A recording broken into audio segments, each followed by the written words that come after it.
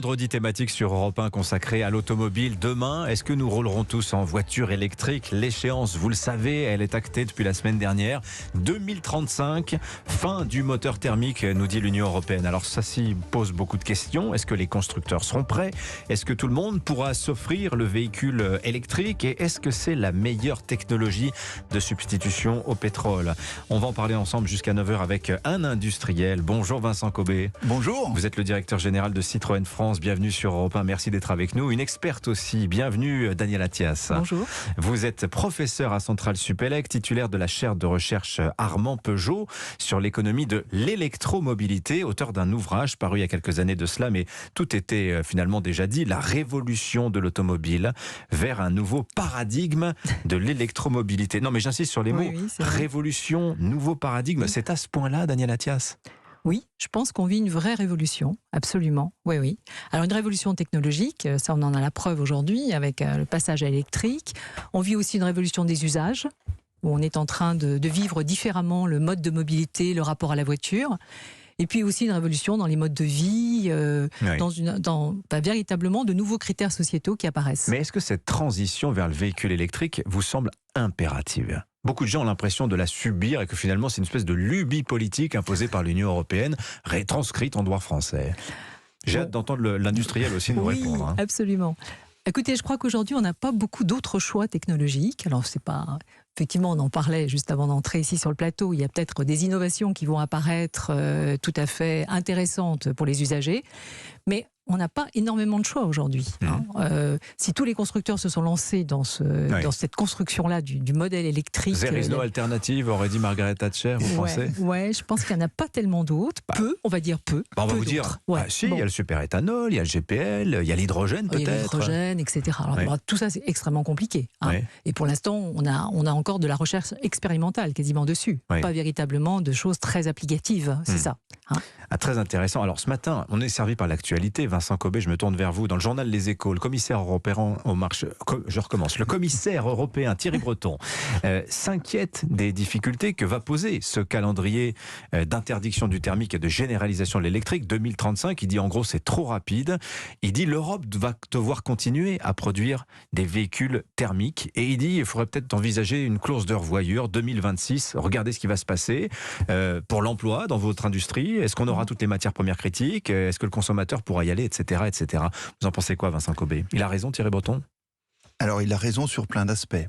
Il a raison peut-être un peu tard, parce que quand même c'est voté 2035 là. Alors là, vous ouvrez un débat sur lequel je vais rester d'une grande prudence, qui est la décision politique. Vous exécutez, vous n'avez pas trop le choix. Voilà, pour revenir sur la question d'avant, le modèle de l'automobile depuis plus de 100 ans, il est assez simple. On utilise une ressource qui était perçue comme infinie et qui devient une ressource rare, qui est du pétrole, comme la seule ressource d'origine de l'énergie. On a une infrastructure de construction, de distribution, d'entretien qui est en place depuis 100 ans. Et quand on utilise le véhicule, on émet du CO2. En gros, l'automobile, c'est ça. Et on dit, il ne faut pas utiliser une ressource rare, il faut arrêter d'émettre du CO2. Ces deux objectifs, ils sont partagés par tout le monde. Et il y a une autre dimension qui est très importante, c'est de conduire un véhicule électrique, contrairement à l'image qu'on peut en avoir, c'est extraordinairement plaisant. Bruit, vibration, tout ça disparaît. Bon, comment est-ce qu'on résout ce problème? La décision politique a été de dire, on va imposer le véhicule électrique en 2035. En tant qu'industriel, on va y obéir, on va y obéir en avance. Le groupe Stellantis a annoncé qu'on serait prêt en 2030. Vous mettez 30 milliards en investissement quand même pour y arriver. Exactement, la facture est énorme. Mais la facture, elle n'est pas seulement énorme d'un point de vue financier, elle est énorme d'un point de vue de révolution industrielle. L'outil de fabrication change, l'infrastructure de recharge doit être construite. Donc, on a pris une décision sans regarder des alternatives qui a un impact fort sur l'environnement qui est le nôtre. Et ce qu'il faut voir derrière tout ça, c'est que effectivement, comme l'expliquait Carlos Tavares récemment, si je peux le dire de façon un peu... C'est votre patron, si je peux rappeler. Voilà, c'est le directeur général du groupe Stellantis. Voilà. Dont Citroën est l'une des marques. Dont Citroën est l'une des marques. On a un peu mis la charrue devant les bœufs. C'est-à-dire, on a dit, on va transformer les véhicules en véhicules électriques. Mais aujourd'hui, on n'a pas démontré l'existence d'une électricité verte. Et on n'a pas d'infrastructure de recharge. Pour remettre les choses dans l'ordre, l'établissement d'une électricité verte, c'est 20 à 30 ans. L'infrastructure de recharge, c'est 10 à 15 ans. Un véhicule électrique, c'est 5 ans. Donc nous, on sera prêts. Mais Mais- le reste de l'écosystème sera peut-être pas prêt. Intéressant, Daniel Attia. C'est-à-dire que l'électromobilité, évidemment, c'est tout le système automobile qu'il faut repenser avec les Oui. conséquences que ça va avoir sur la concession automobile, les stations-service, etc. Il y en a quand même encore 11 000 des stations-service. Absolument. On met la charrue avant les bœufs, finalement, pour parler trivialement. Oui, on va un peu vite là. Oui. On va un peu vite. Je suis d'accord. Les rythmes s'accélèrent de manière Oui. un peu effrayante pour certains, mais là on va très vite. C'est toute la filière automobile qui est remise en question. Mais là, C'est clair. Là, j'ai peur en vous Ouais. entendant parce que je me dis, moi, je dois changer de voiture à un horizon de 2-3 ans. Qu'est-ce Oui. que je fais? Est-ce que je passe à l'électrique? Je lis dans le journal ce matin que EDF revoit à la baisse son estimation de production nucléaire pour 2022. Donc je me demande, quand Oui. demain toutes les voitures sont électriques, aurons-nous assez d'énergie pour les recharger? Enfin, tout ça est quand même très inquiétant, très angoissant pour le grand public. Si je peux me permettre, le sujet de volume d'électricité n'est pas un vrai Moi, je crois enjeu. pas non plus. Ah bon, Si pourquoi? on fait une estimation à horizon 2030 de la consommation d'électricité que représentent les véhicules électriques, c'est moins de 1% de la capacité installée. D'accord? Donc, on n'est pas dans une... Attendez, le parc automobile passé à l'électrique, c'est 1% seulement? 2030, j'ai pas dit 2035, Oui. mais globalement, on est dans 1%. On n'est pas dans un volume énorme. Attention, en pic de demande, on peut parler de 4 à 5%. Là, on commence à rentrer plus dans le dur. Mhm.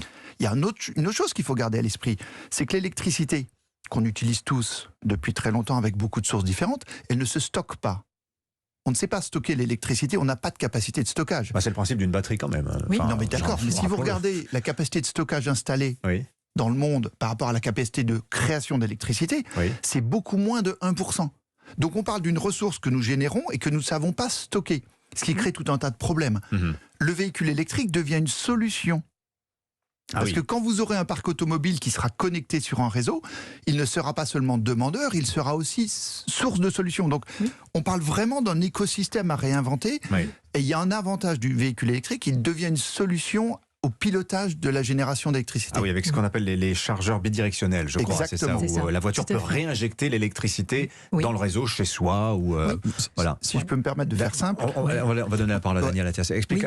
Parlons de ça, parce que c'est Oui. vrai que ça fait partie des angoisses prioritaires des Oui. Français à propos du véhicule électrique, ça. Alors, quand on parle de révolution de l'automobile, entre autres, la question de la batterie et de la possibilité que cette batterie, on en soit finalement quelque part propriétaire, mais à la fois qu'on devienne à la fois consommateur d'électricité, mais producteur aussi quelque part. Il y a En des fournisseur, expérimentations. en tout cas. Voilà, il y a des expérimentations aux États-Unis qui sont intéressantes là-dessus, où les gens peuvent, avec ce stockage de batterie qui serait peut-être un peu largement suffisant pour eux, eh bien faire éventuellement des offres de prêt ou pouvoir avoir d'autres usages.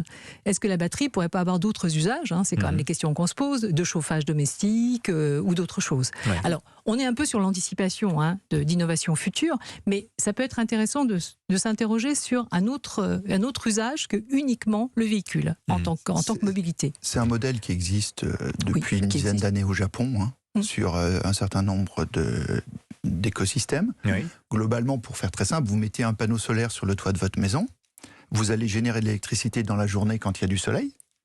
Cette électricité, vous n'en avez pas besoin à ce moment-là. Vous pouvez la stocker dans votre véhicule.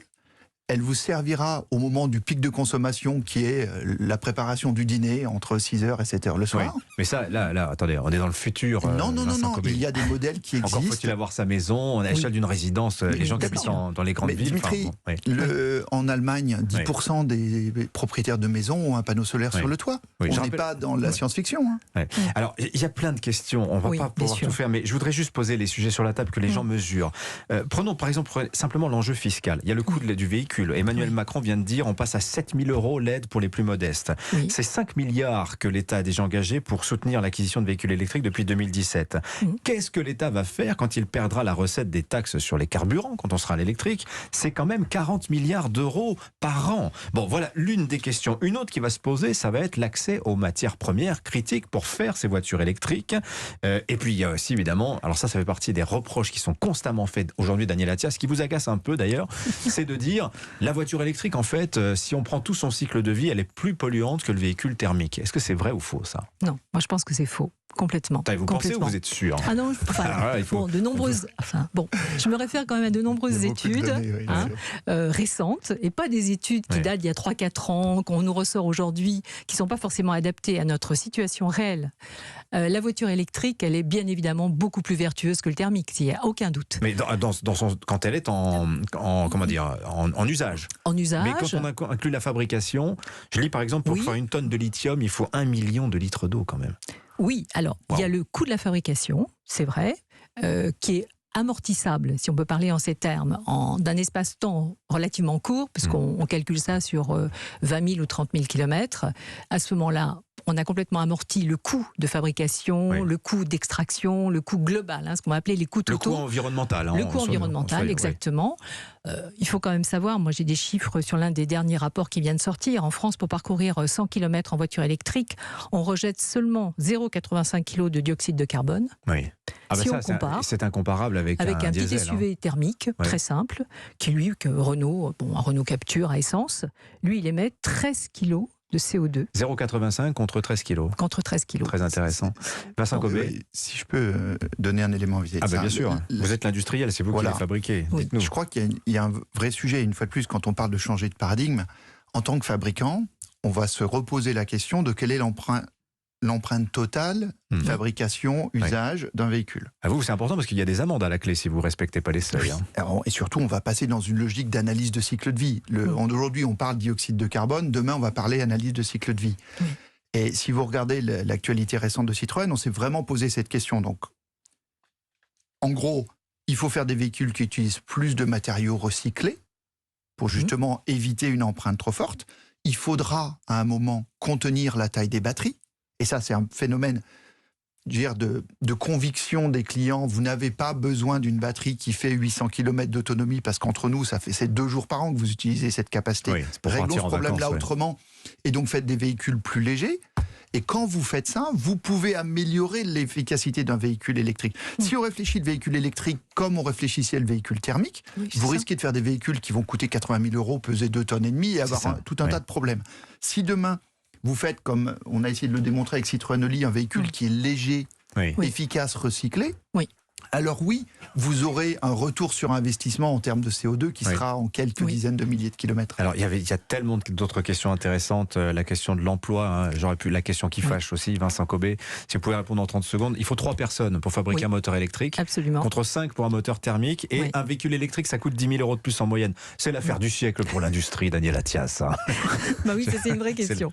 C'est une vraie question parce qu'on sait effectivement pas que pour le consommateur en tout cas. Mais, alors, pas pour le consommateur. D'abord, c'est beaucoup plus simple à fabriquer. On est tous d'accord là-dessus. Bon, il y a un moteur électrique, les assemblages sont relativement simples, le nombre de jours travaillés est inférieur, on est d'accord. Donc on se dit que les constructeurs vont à un moment ou à un autre baisser leurs coûts, leurs coûts de production et évidemment les prix de vente, parce que c'est ça qu'on attend. Avec la concurrence mondiale qui se met en place, nous on a véritablement intérêt à être dans la course sur ce marché de la baisse. Premièrement, 2024, Citroën lancera un véhicule dont le prix en électrique sera équivalent au prix d'un thermique aujourd'hui. À quel horizon vous dites ? 2024. D'accord ? On est dans 18 mois. On mettra en vente en Europe un véhicule 100% électrique dont le prix sera équivalent d'un véhicule thermique, et on parle de segment B d'une citadine. Oui, tout à fait. L'industrie va être au rendez-vous. L'impact industriel, on sait très bien que les cycles sur l'emploi, sur l'industrie, sont des cycles à 10-15 ans. Là, on a une réglementation qui a été décidée et qui va forcer un cycle beaucoup plus court. Donc il y a un énorme effort d'ajustement, de repositionnement. Le software va prendre un rôle important dans l'automobile. Il va remplacer quelque part l'ingénierie et l'industrie. Donc nous sommes dans une phase de transition et de reformation de nos employés qui est compliquée. On vous aurait bien gardé encore 1 heure, il y a tant de choses à dire, mais on va prolonger la conversation toute la journée sur Europe 1. Merci Vincent Cobé, directeur général de Citroën France, d'être venu nous voir ce matin. Merci aussi à vous, Daniel Attias. Je redonne le titre de votre ouvrage, il a 5 ans, mais ça se lit toujours très très bien, beaucoup d'informations. La révolution de l'automobile vers un nouveau paradigme de l'électromobilité. Bonne journée à tous les deux.